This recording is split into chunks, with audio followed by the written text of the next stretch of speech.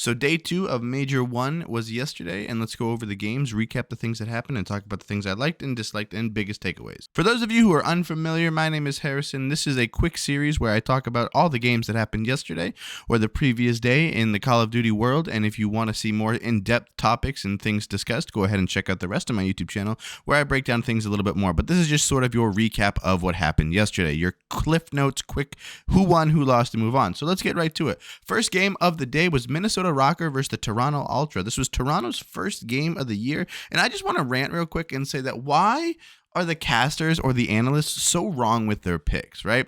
So let's just look at Minnesota Rocker. They were a team that, of course, had some controversy on day 1 because they were the team that filed the grievance against Optic for a G8 kill streak that froze Cammy's screen and he wasn't able to play. And then Optic became a bunch of crybabies and forfeited the game, forfeited the match. And it was the biggest thing of day 1. And it was like a 4-hour delay and it was just all full of hectic. But anyway, prior to this game, every analyst picked Toronto Ultra to win. And I don't understand why you do that when Toronto hasn't even played this game. They haven't even played one professional match. And you just saw Minnesota, who was dominant on Search and Destroy against arguably one of the top teams of this game. And you're going to pick Toronto. I don't know. It's just a weird thing that happened. Anyway, moving on. Minnesota won this series 3-1, and it was really cool to see them play a full series. Now, our next game was the New York Sublime versus the London Royal Ravens, and this game was the very first for both of them of the 2023 season, and it was also the first sweep overall on the entire CDL so far. London Royal won 3-0 against New York Sublime, and outside of this first game, where it was a hard point on Embassy, and New York had a huge lead.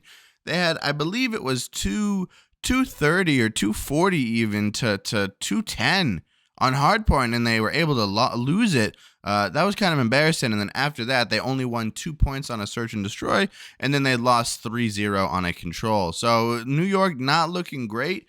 I don't know if the 3-0 is really as evident as it might have been. It's not. I mean, they got swept technically, but they should have won that first map, and then maybe momentum just kind of cost them, and they lost the other two. But their Search and Destroy and Control did look pretty terrible. So if you were a New York Sublime fan, I would be looking out for how they can do on hardpoint. Next up is the Boston Breach versus the Seattle Surge. And Boston Breach is, without a doubt, in my opinion, the most surprising team in the early days of the CDL season. They look great. They literally look like the best team out here playing. They beat Atlanta FaZe, arguably one of the other top tier teams projected this season.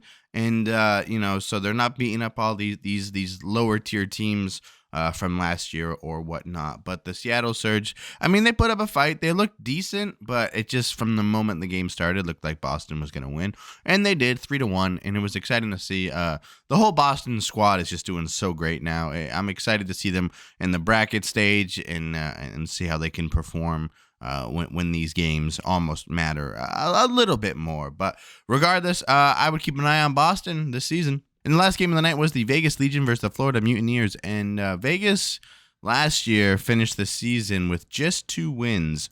Beyond a doubt, the worst team in the league. And you look for positive things when you go to a new season for Call of Duty. More importantly, I mean, the number one thing is that it's a new game, right? Like, it's going to give the opportunity for players to play a little different, things to be done a little bit different. But if I'm being honest, Vegas looks like the worst team. Of all we've gotten to see all the teams play, and Vegas looks like the worst team.